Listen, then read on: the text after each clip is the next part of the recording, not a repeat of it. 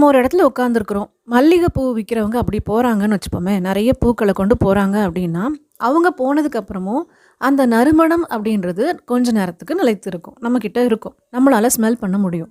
அது மாதிரி இப்போ யாராவது கருவாடு எடுத்துகிட்டு போகிறாங்கன்னு வச்சுப்போமே, அவங்க நம்மளை தாண்டி போனதுக்கப்புறமும் அப்போவும் அந்த ஸ்மெல்லு நமக்கு கொஞ்ச நேரம் இருக்கும். இது மாதிரி தான் சில பேரோட தீவிரமான தீய எண்ணம், அதாவது தீவிரமான கவலையில இருந்து வெளிப்படுற எண்ணமா இருக்கலாம், தீவிரமான பயத்துல இருந்து வெளிவந்த எண்ணமா இருக்கலாம், இல்ல கோபத்தோட எண்ணங்களா இருக்கலாம். இது ஆட்டோமேட்டிக்கா நம்மளோட ஆரா ஆரா அப்படிங்கிறது உடம்ப சுத்தி இருக்கக்கூடிய ஒரு சக்தி, எல்லாருக்குமே அது இருக்கு. இதுக்கு தான் அந்த காலத்துல திருஷ்டி எல்லாம் எடுப்பாங்க. திருஷ்டி சுத்தும் போது நம்மளோட உடம்ப தொடமாட்டாங்க. உடம்ப சுத்தி இருக்கிற அந்த எனர்ஜியில் இருக்கிற நெகட்டிவிட்டிஸை தான் அந்த கண் திருஷ்டிக்கு உண்டான பொருட்கள் அதெல்லாம் நம்மக்கிட்ட இருந்து அந்த தீய சக்திகளை ரிமூவ் பண்ணும் அப்படின்றது காலங்காலமாக நடந்துட்டு வருது. இப்போ கூட எல்லாரும் செய்கிறாங்க.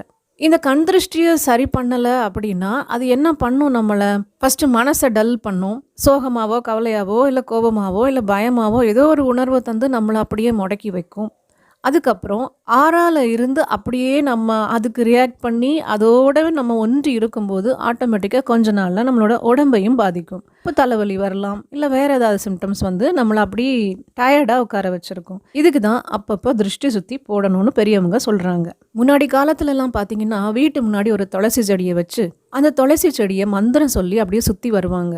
ஏன் அப்படின்னா துளசி வந்து நம்மளோட ஆறாவை கிளென்ஸ் பண்ணக்கூடிய ஒரு நல்ல பவர்ஃபுல்லான ஒரு செடின்னு சொல்லலாம். அதுக்கிட்ட இருந்து பாசிட்டிவ் வைப்ரேஷன் எமிட் ஆகிட்டே இருக்குது. நாம் அது ஒரு 3 தடவை சுற்றும் போது நம்மளோட ஆரா ஆட்டோமேட்டிக்காக கிளென்ஸ் பண்ணி அதுவே விடும். இதெல்லாம் கண்ணுக்கு தெரியாமல் நடக்கக்கூடிய சூட்சுமமான விஷயங்கள், ஆனால் நம்மளை பாசிட்டிவாக வச்சுக்கும். இந்த மயிலரகை வச்சு கிளென்ஸ் பண்ணுவாங்க, பார்த்துருக்கீங்களா?